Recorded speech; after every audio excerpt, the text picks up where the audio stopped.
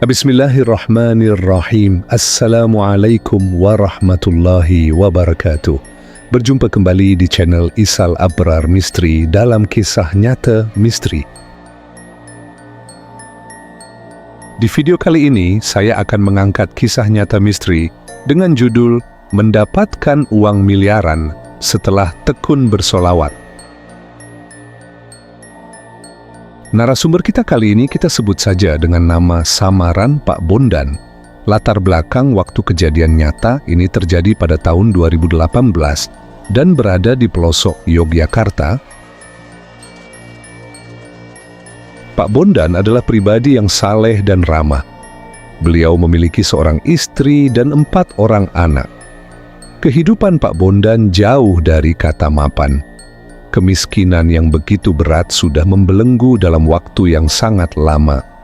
Bukannya Pak Bondan tidak mau bekerja dan berusaha, akan tetapi beliau sudah sangat bekerja keras dan membanting tulang siang dan malam.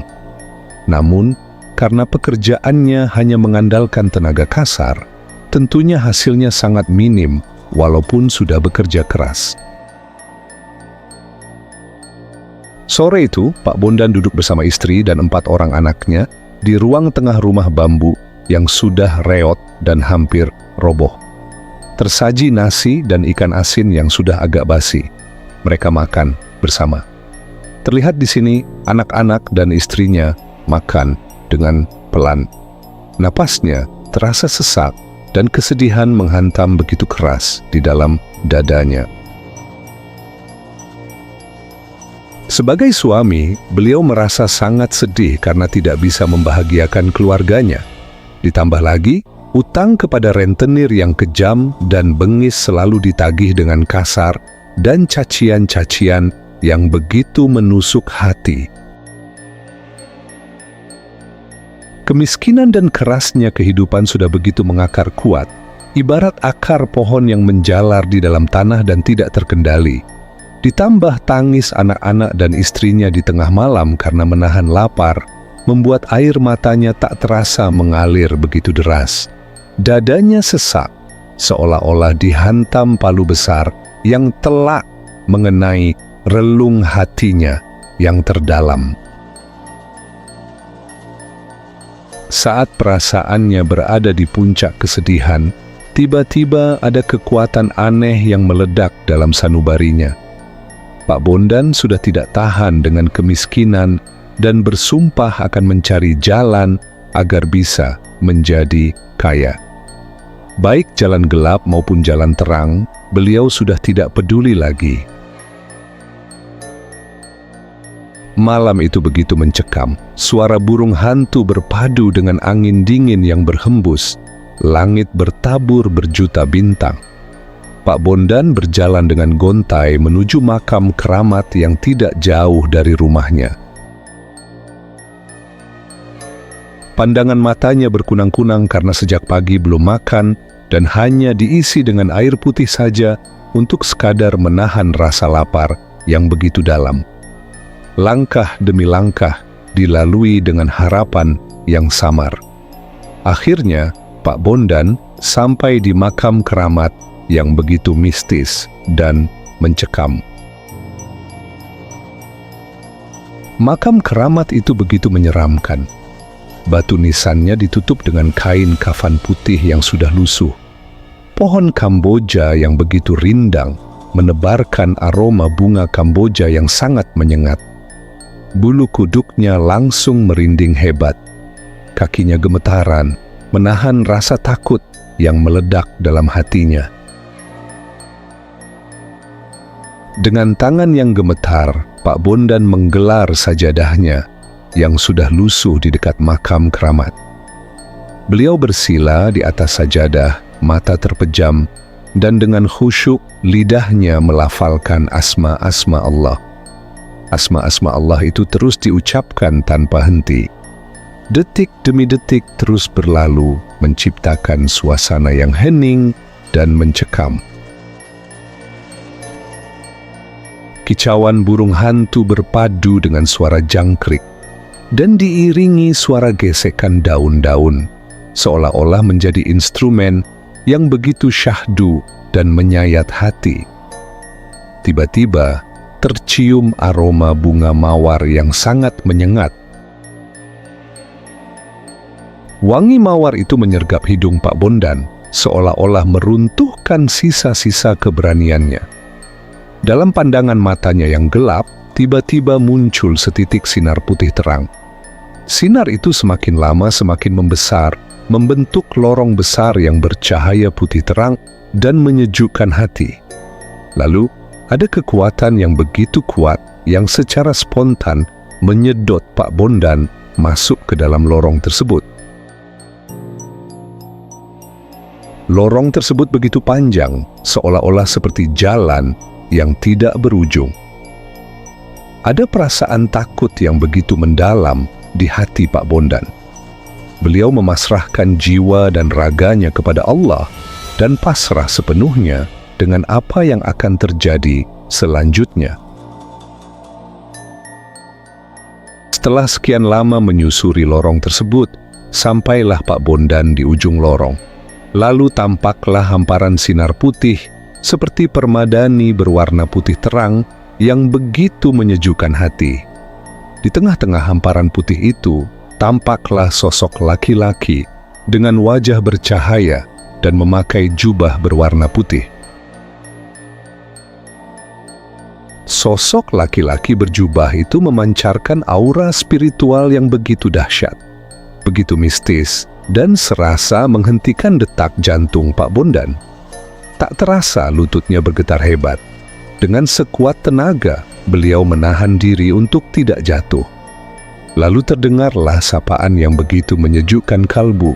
"Assalamualaikum, Bondan." Mendengar ucapan salam itu, Pak Bondan terpaku. Napasnya seperti tercekat dan lidahnya serasa keluh. Dengan suara terbata-bata, Pak Bondan membalas salam tersebut. "Waalaikumsalam warahmatullahi wabarakatuh." Lalu sosok berjubah itu berkata, "Aku hadir di sini ingin menolongmu.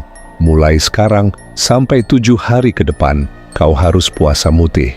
Selama puasa itu, kau harus membaca selawat Nabi sebanyak-banyaknya. Dengan jalan itu, insya Allah kau akan diangkat dari derita kemiskinan." Setelah mengucapkan itu, sosok berjubah putih tersebut menghilang. Seketika itu juga Pak Bondan sudah kembali lagi ke suasana awal, yaitu di atas sajadahnya yang lusuh di dekat makam keramat. Di atas sajadahnya Pak Bondan terpaku.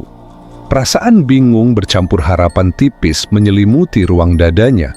Dalam hatinya, ia bimbang dan ragu apakah akan melakukan yang diperintahkan sosok berjubah itu atau tidak. Setelah menimbang-nimbang, akhirnya Pak Bondan memutuskan untuk melakukan hal tersebut. Pada hari pertama, Pak Bondan sahur puasa dengan buah jambu air dan air putih saja. Kebetulan, di area makam keramat tersebut terdapat pohon jambu air yang buahnya lebat. Dengan membaca bismillah, beliau mulai puasa di hari pertama. Dari pagi sampai sore, Pak Bondan membaca selawat dengan khusyuk sebanyak-banyaknya dan tidak ada fenomena apapun. Akhirnya, malam pun tiba. Di atas sajadah lusuhnya, Pak Bondan terus berselawat tanpa henti. Detik-detik terus berlalu, menciptakan keheningan yang misterius. Saat jam menunjukkan pukul 12 malam, tiba-tiba tercium aroma busuk yang sangat menyengat. Bau itu begitu dahsyat, seolah-olah mampu merontokkan paru-paru. Lalu tampaklah sosok pocong berdiri tepat di hadapan Pak Bondan. Sosok pocong itu bergerak ke kanan dan ke kiri, menebarkan teror dan rasa takut yang begitu mendalam. Pocong itu tidak mengeluarkan suara apapun, tetapi sorot matanya menyala merah, seolah-olah menghadirkan suasana yang sangat mistis dan mencekam. Melihat fenomena ini, keberanian beliau seolah runtuh. Namun, di dalam hati kecilnya, beliau tetap bertekad untuk tidak menyerah. Waktu berjalan begitu lambat, hingga akhirnya pagi menjelang, dan sosok pocong itu tiba-tiba menghilang. Di malam kedua, fenomenanya masih sama. Saat Pak Bondan membaca selawat, sosok pocong hadir kembali. Jika pada malam pertama sosok pocong itu berdiri agak jauh, pada malam kedua pocong ini lebih mendekat lagi, kira-kira hanya berjarak setengah meter dari Pak Bondan. Aroma yang begitu busuk semakin menjadi-jadi dan menyebar tanpa terkendali. Rambut hidung Pak Bondan seakan-akan rontok satu persatu karena tidak kuat dengan bau busuk yang menusuk hidung secara agresif. Pak Bondan dengan sekuat tenaga menguatkan hati dan terus mencoba fokus untuk membaca selawat sebanyak-banyaknya. Waktu berjalan begitu lambat dan Pak Bondan terus berselawat dengan khusyuk tanpa memedulikan sosok pocong yang mengganggu ibadahnya. Lalu terdengarlah azan subuh, dan sosok pocong itu pun langsung menghilang. Puasa di hari ketiga, Pak Bondan sudah merasakan badannya lemas dan pandangan matanya kabur. Namun, beliau tetap bertekad melanjutkan tirakatnya dan terus membaca selawat sebanyak-banyaknya. Pada malam ketiga itu, suasana terasa lebih mencekam. Terdengar suara burung kedasi yang bersahut-sahutan, diiringi dengan suara-suara aneh yang seakan-akan muncul dari dalam bumi. Di atas sajadah lusuhnya, Pak Bondan terus berselawat. Fenomenanya masih sama, sosok pocong kembali hadir. Akan tetapi, gangguan kali ini jauh lebih ekstrim. Tiba-tiba, pocong itu ambruk dan tidur di pangkuan Pak Bondan. Seketika, rasa takut langsung meledak, begitu dahsyat. Spontan, Pak Bondan ingin lari, tetapi dengan sekuat tenaga beliau bertahan. Dalam hatinya, ia berkata bahwa diganggu pocong memang sangat menakutkan, tetapi kemiskinan jauh lebih menakutkan. Dengan tekad besar yang tiba-tiba muncul, beliau kembali fokus membaca selawat sebanyak-banyaknya meskipun pocong berada di pangkuannya. Wajah pocong itu terlihat sangat jelas, matanya berwarna merah menyala, wajahnya tampak gosong dan basah, serta mengeluarkan bau busuk yang sangat menyengat. Kain kafannya terasa lengket dan berminyak. Seperti malam-malam sebelumnya, Pak Bondan terus berselawat hingga akhirnya pagi pun tiba, bersamaan dengan sosok pocong yang tiba-tiba menghilang secara misterius. Waktu terus berlalu. Pada malam keempat hingga malam keenam, gangguan masih sama. Sosok pocong itu tetap berbaring di pangkuan Pak Bondan. Dalam hal ini, Pak Bondan mulai terbiasa dengan kehadiran sosok tersebut. Rasa takutnya sudah jauh berkurang, bahkan ia mulai menganggapnya sebagai teman. Pada malam keenam, semuanya terasa lebih ringan. Hal itu dipengaruhi oleh kondisi kemiskinan yang mendesak serta tekad yang kuat untuk berhasil dalam hajatnya. Malam keenam pun terasa berlalu lebih cepat. Saat malam ketujuh, suasana sangat berbeda. Tercium aroma bunga mawar yang begitu menyejukkan dan angin malam seolah tidak berhembus. Tiba-tiba dari makam keramat muncul sinar putih sebesar buah kelapa. Sinar itu naik ke atas perlahan, lalu memancar seperti kembang api yang sangat indah dan terpecah menjadi ratusan sinar kecil. Sinar-sinar kecil itu kemudian berubah menjadi ratusan sosok laki-laki berjubah dengan posisi duduk bersila. Dari mulut mereka terdengar lantunan selawat Nabi yang begitu syahdu dan membuat merinding sekujur tubuh. Ratusan sosok berjubah itu secara bersamaan berselawat, menghasilkan suara yang begitu indah dan sangat sakral. Lalu, tiba-tiba salah satu sosok berjubah itu mendekat. Kini, wajahnya terlihat jelas. Matanya berwarna biru, sorotnya sangat tajam namun teduh, dan di atas kepalanya terdapat ikat kepala berwarna kuning yang memancarkan sinar keemasan yang begitu indah. Dengan suara berat, sosok berjubah itu berkata, "Wahai Bondan, pulanglah.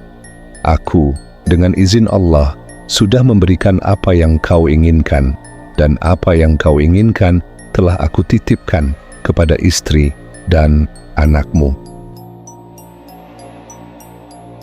Setelah berkata demikian, sosok berjubah itu tiba-tiba menghilang, diikuti ratusan sosok berjubah lainnya yang sedang berselawat.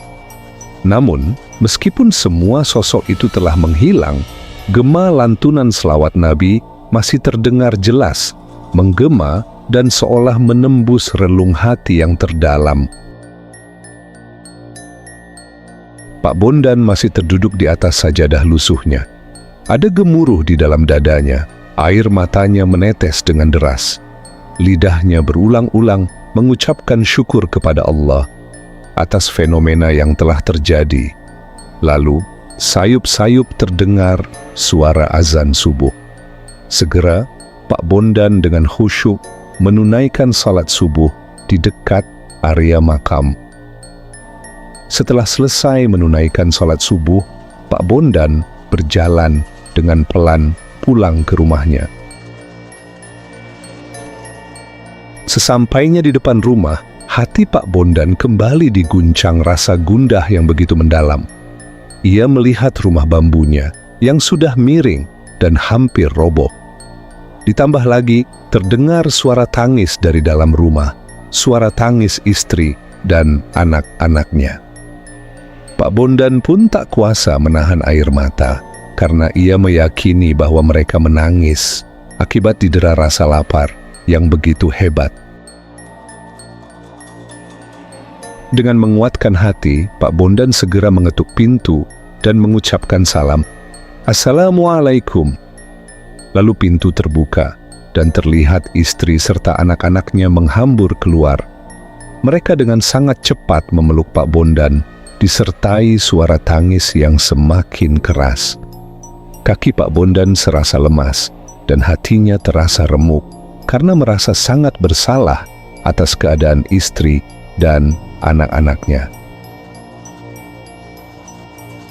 Pak Bondan membiarkan mereka menangis hingga suara tangis itu mereda. Kemudian, dengan suara terbata-bata, istrinya mulai bercerita. Tadi, setelah azan subuh, datang seorang laki-laki yang memakai jubah putih dan ikat kepala kuning. Laki-laki berjubah itu menyerahkan satu kantong goni berukuran sangat besar.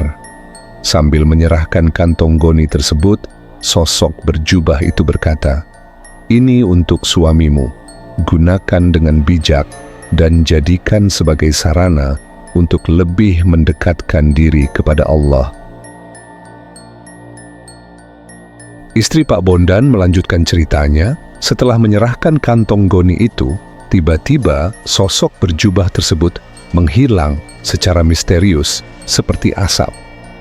Dengan tangan yang sangat gemetar, istri Pak Bondan membuka kantong goni itu. Alangkah terkejutnya, ternyata isi kantong tersebut berupa uang pecahan 100.000 rupiah dalam jumlah yang sangat banyak.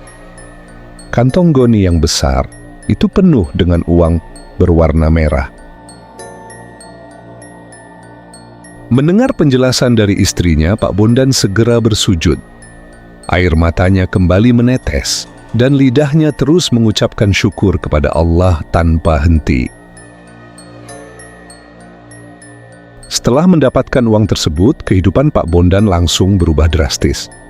Beliau menjadi orang yang sangat berkecukupan.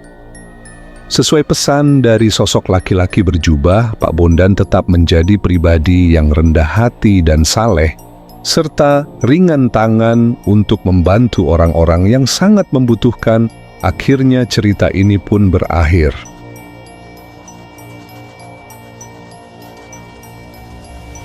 Demikianlah kisah misteri kali ini. Semoga kita dapat mengambil hikmah dari kisah misteri kali ini. Tak lupa, kami mengucapkan banyak terima kasih kepada teman-teman semua yang sudah menonton video kami kali ini.